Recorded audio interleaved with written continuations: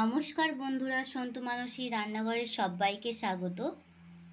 আমাদের একটা মজাদার রেসিপি বানিয়ে দেখাচ্ছি। এটা বিকেলের নাস্তাতে বন্ধুরা এটা ভেজে খেতে পারো। আমি দেখো পটল বাড়িতে ছিল, সেখানে আমি পটলটাকে খোলা হালকা ছাড়িয়ে নিয়ে এইভাবে আমি কেটে নিয়েছি। দেখো কেটে নিয়ে আমি এবার এখানে একটা জায়গায় সুজি নিয়েছি, কাঁচা সুজি, নুন, হলুদ, জিরে গুঁড়ো, লঙ্কার গুঁড়ো নিয়েছি, আর এখানে হাফ কাপের মতন বেসন নিয়েছি। এই সুজি আর সব কিছু উপকরণ আমি একই সঙ্গে এটা মাখিয়ে নেব। মোটা করে মাখিয়ে নিচ্ছি। প্রথম থেকে শেষ পর্যন্ত ভিডিওটা দেখার জন্য আমার সাথে থাকো। আমি এখানে কিভাবে বানাই বন্ধুরা দেখতে থাকো। দেখো এটা আমার মোটা করে এটাকে আমাকে ভাঁটতে হবে। আমি ভেটে নিয়েছি, ভালো করে মাখিয়ে নিয়েছি জল দিয়ে।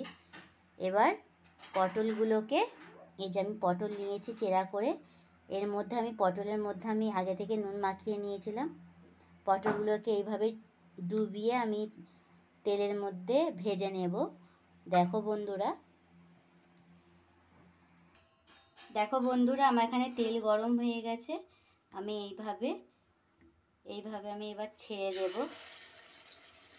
ছেড়ে দিয়েছি। অক্টোপাসের মতন দেখতে লাগছে, এটা অনেকটা মজার লাগে খেতে।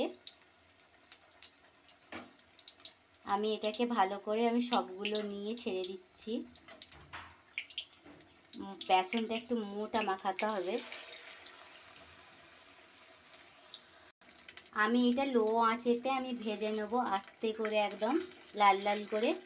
আমি তিনটেই দিয়ে দিয়েছি। দেখো বন্ধুরা পটলের বেগুনি আমার কত শর্টকাটে এটা বানানো হয়ে গেল। এটা সুজি দিয়েছি কারণ এটা সুজি দিলে অনেকটা মুচমুচে হয়। লাল লাল করে আমি ভেজে নিয়েছি। দেখো সবাই তো পটল খেতে চায় না, এটা তেলে ভাজা সবাই তো পছন্দ করে। অনেকেই লোক তেলে ভাজা পছন্দ করে, তাই এইভাবে বানিয়ে বাচ্চাদেরকে দিলে অনেকটা খেতে মজার লাগে। এটা বিকেলে টিফিন শর্টকাটে বানিয়ে নিতে পারবে। আমার এটা হয়ে গেছে, আমি নামিয়ে নিচ্ছি। কত শর্টকাটে এটা আমার বানানো হয়ে গেল। দেখো বন্ধুরা রেডি, আর কতটা কি মুচমুচে দেখেছো? আমি ভেঙে দেখিয়ে দিচ্ছি কতটা মুচমুচে হয়েছে। আর এটা কম উপকরণে বানানো যায়। লাইক কমেন্ট শেয়ার করতে বন্ধুরা ভুলবেন না। অবশ্যই এটা বাড়িতে বানিয়ে খাবেন, আর শেয়ার করতে বন্ধুরা ভুলবেন না।